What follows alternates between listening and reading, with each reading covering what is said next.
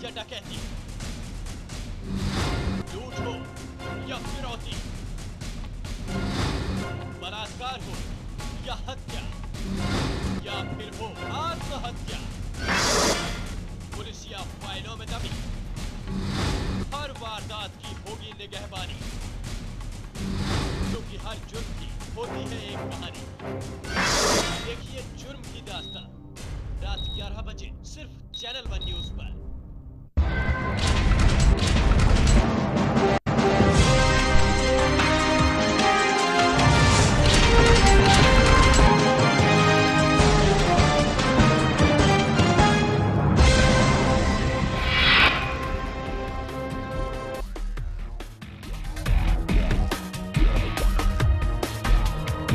रक्षा मंत्री आप इस्तीफा दो, रक्षा मंत्री आप इस्तीफा दो। पिछले 4 दिनों से मीडिया में सुर्खियां बटोरने वाले सेना अध्यक्ष और सरकार के बीच की जंग अब रक्षा मंत्री के गले की फांस बन चुकी है। पहले रिश्वत की पेशकश का खुलासा, फिर सेना अध्यक्ष के प्रधानमंत्री को लिखे पत्र का लीक होना, उसके बाद सेना अधिकारी के खिलाफ सीबीआई को जांच के लिए पत्र लिखना। आर्मी चीफ वीके सिंह के इस कदम से सरकार के होश फाख्ता हो गए। आर्मी चीफ के लीक हुए पत्र को लेकर देश के सबसे बड़े दुश्मन पाकिस्तान को भी देश की कमजोरियों का हवाला मिल चुका है। वीके सिंह की उम्र से विवाद से फपक रहा लावा अब फूटता नजर आ रहा है। नमस्कार, मैं हूं आसिफ शेख और आज ये तमाम बातें करेंगे सियासत में।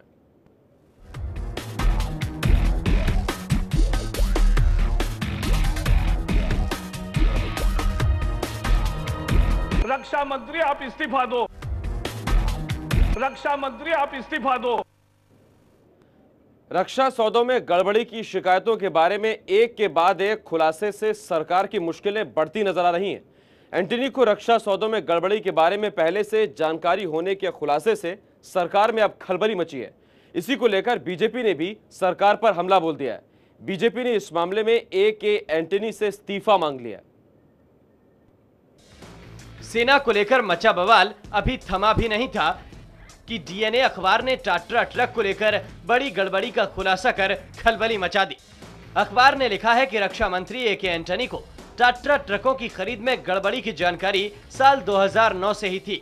इस खबर ने राजनीतिक जगत में भूचाल ला दिया, जिस पर विपक्ष ने राज्यसभा में जमकर हंगामा काटा और विपक्षियों ने रक्षा मंत्री को सवालों के घेरे में लेते हुए इस्तीफे की मांग कर डाली।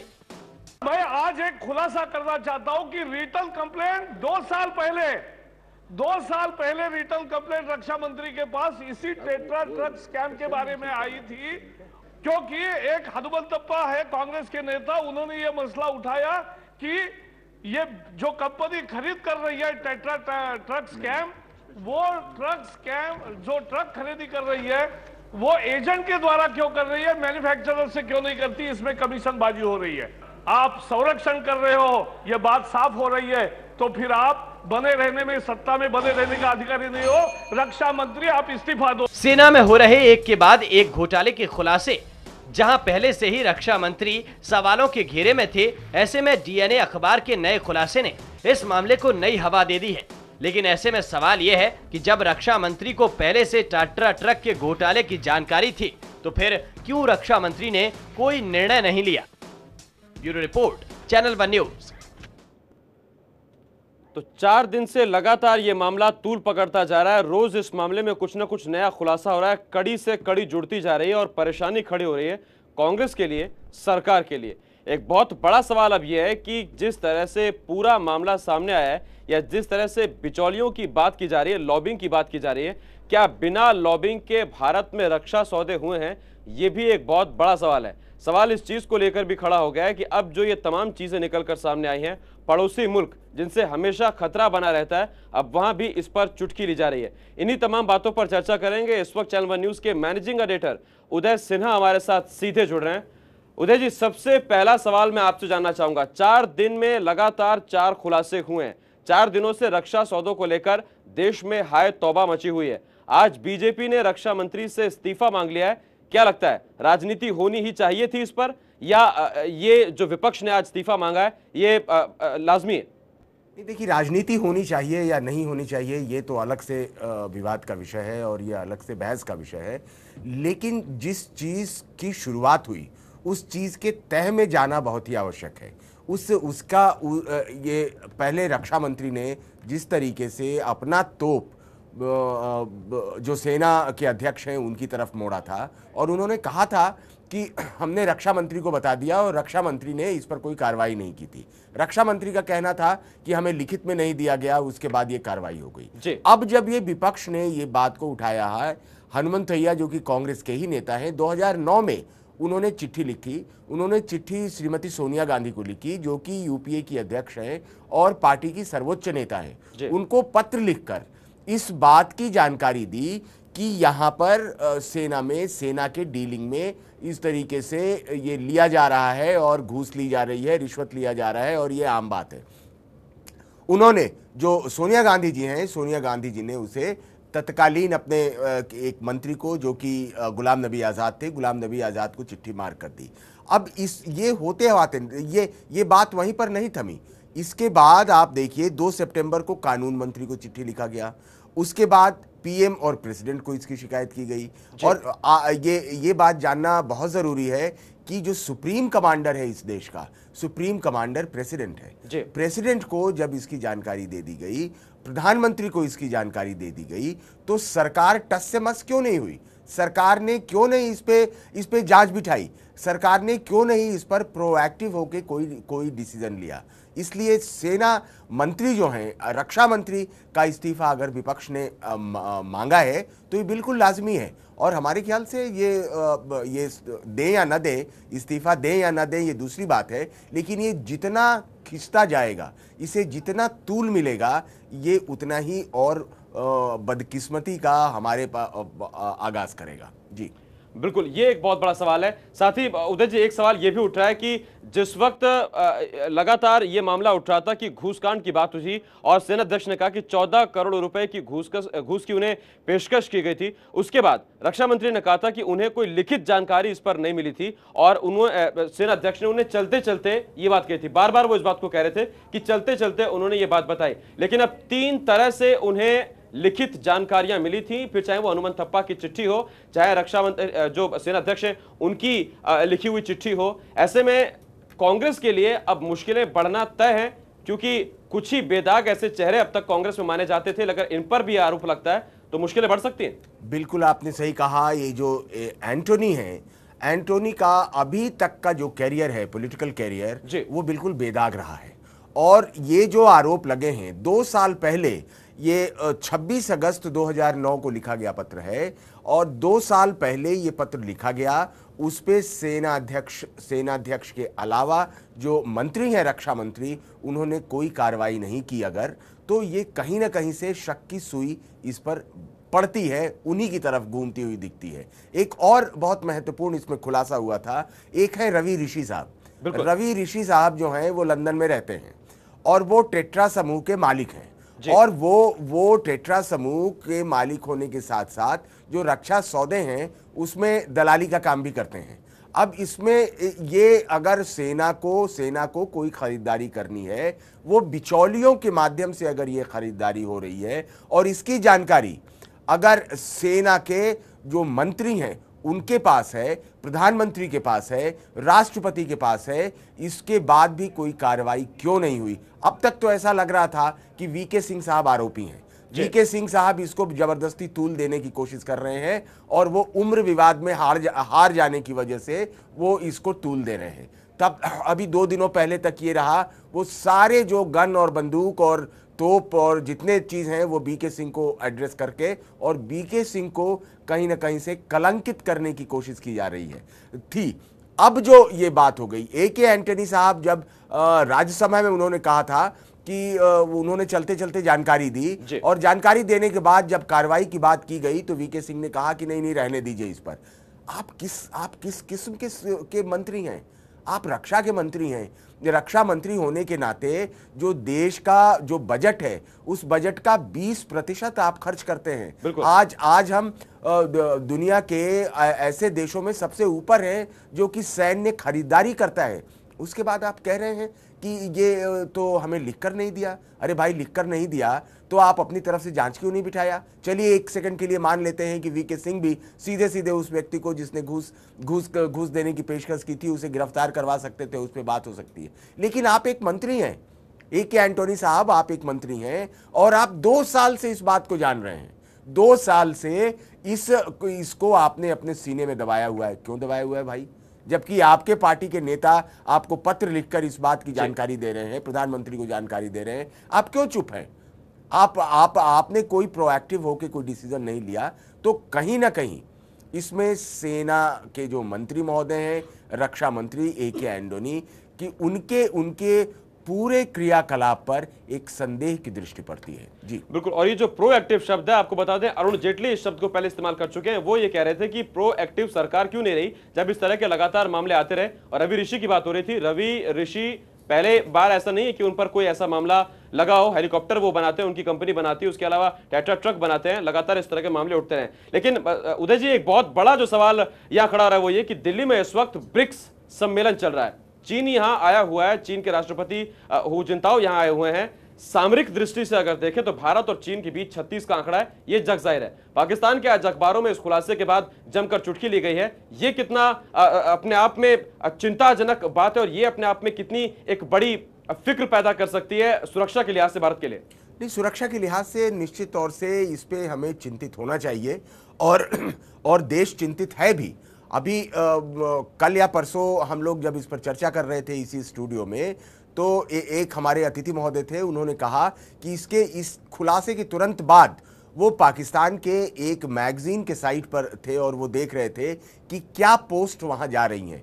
और उसमें सबसे पहला पोस्ट ये था कि this is the right time to capture Kashmir. जी, ये एक बहुत बड़ा बयान है। बिल्कुल। ये एक देश की तरफ से उनके मैगजीन के द्वारा उसमें पोस्ट किया गया, जो कि वो एक आम नागरिक होगा, लेकिन वो कम्युनिकेट कर रहा है अपने देश के सेना से कि this is the right time, ये सही समय है जब हम कश्मीर पर कैप्चर कर सकते हैं, कश्मीर को अपने हिस्से में मिला सकते हैं।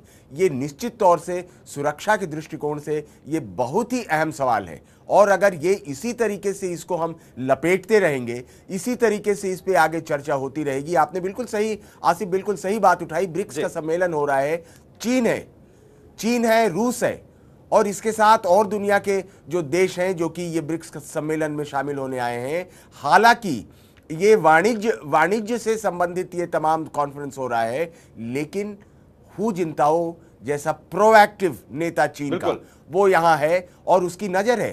चीन, ये जानना बहुत जरूरी है कि चीन एक एक्सपेंशनिस्ट नेशन है। चीन एक ऐसा देश है, चीन एक ऐसा राष्ट्र है जो विस्तारवादी नीतियों पर चलता है। बिल्कुल, बहुत महत्वाकांक्षी है। उदय जी, आपके पास लौटना चाहेंगे। चीन बहुत महत्वाकांक्षी है, ये बात जग जाहिर है और ऐसे में कितना खतरा पैदा हो जाता है, ये एक बहुत बड़ा सवाल है। आपको बता दें 2:30 बजे कांग्रेस कोर ग्रुप की एक बैठक होनी थी, वो बैठक फिलहाल टल गई है। प्रणब मुखर्जी चंडीगढ़ किसी वजह से चले गए और हालांकि बड़े नेता वहां पहुंचे थे। क्या कुछ वहां हुआ, ये बताने के लिए चैनल वन न्यूज संवाददाता रविकांत इस वक्त फोन लाइन पर हमारे साथ जुड़ रहे हैं। रवि, कोर ग्रुप की जो बैठक थी वो तो टल गई, फिलहाल क्या बैठक हुई है, क्या कुछ बातचीत हुई, क्या बैठक खत्म हुई है? देखिए, पार्टी की तरफ से कोशिश की जा रही है कि कैसे इस पूरे मामले के बाद अपना चेहरा बचाया जा सके और यही कारण है कि लगातार जो तमाम बड़े नेता हैं उनसे लगातार आपस में एक रणनीति बनाई जा रही है। हालांकि जहां तक बैठक की बात कर रही है, बैठक नहीं हो पाई थी, लेकिन संसद के अंदर ही 2 राउंड की बातचीत हुई थी और उसके बाद ही ये तय किया गया है, एक रणनीति बनाने की बात की जा रही है कि कैसे इस पूरे मामले को लेकर क्या रणनीति बनाई है ताकि सरकार का चेहरा बचाया सके। जो हमारे सूत्र बता रहे उसमें साफ तौर पे कहा गया है कि वो फिलहाल सरकार और कांग्रेस दोनों नहीं चाहिए किसी भी तरह से जनरल को पहले जो बातें पहले निकल कर आ रही थी कि उन्हें। बिल्कुल रवि, एक आखिरी और अहम सवाल बेहद संक्षेप में आपसे जानना चाहूंगा। ब्रिक्स सम्मेलन चल रहा है, क्या यह मानकर चले कि सरकार इस ब्रिक्स सम्मेलन का इंतजार कर रही है और जैसे ही यह सम्मेलन खत्म होता है उसके बाद कोई अहम बैठक होगी और कोई अहम नतीजा निकलकर सामने आएगा?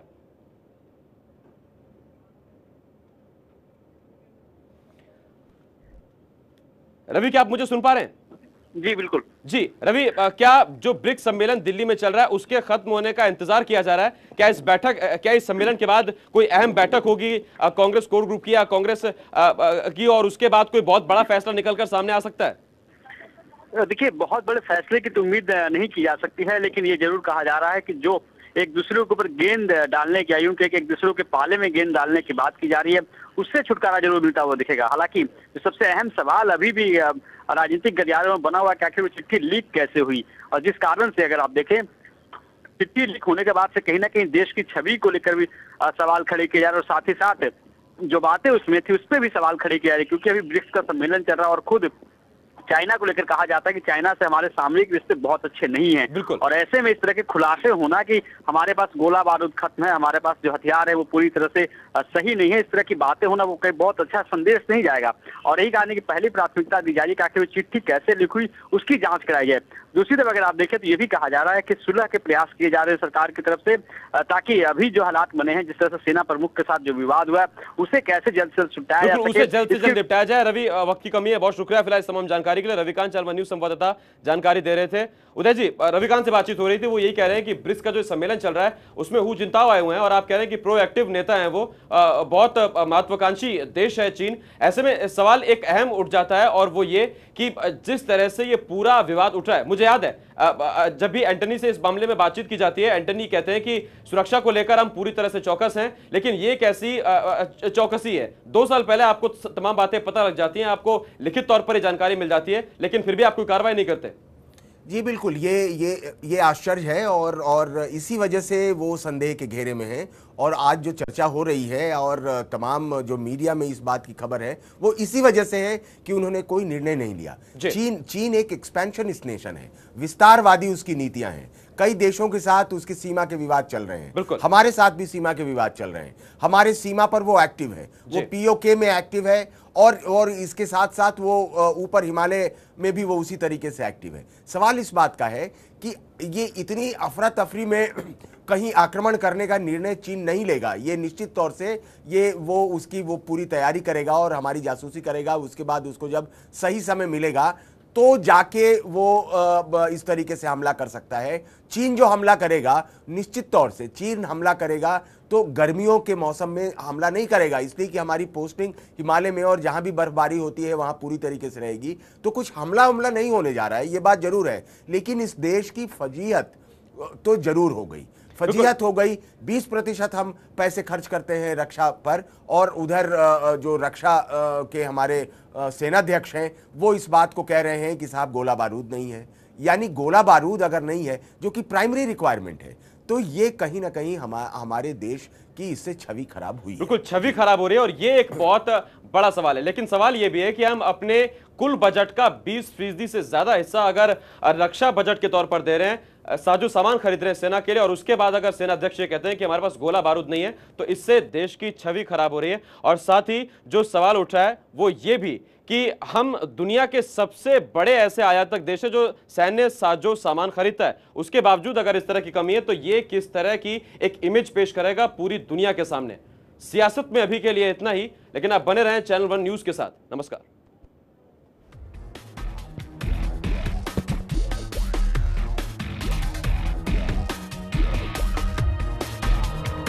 रक्षा मंत्री आप इस्तीफा दो, रक्षा मंत्री आप इस्तीफा दो।